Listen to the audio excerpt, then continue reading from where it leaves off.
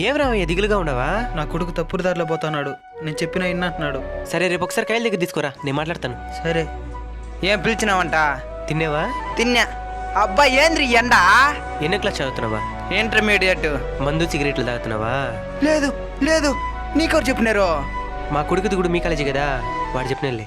అదే అదే. ఒకసారి మీ నాయన్ని చూడు. నువ్వు కొంచెం ఈ ఎండలో ఉండలేకపోతున్నావు. మీ నాయన తెల్లారి నుంచి సాయంత్రం దాకా ఈ ఎండలోనే కష్టపడతాడు నీకోసం. మీ నాయన కొత్త బట్టలు కొనుక్కొని ఎన్నేళ్ళైందా? తెలీదు. కానీ నీకు మాత్రం ప్రతి నెల కొత్త బట్టలు కొంటానే ఉంటాడు.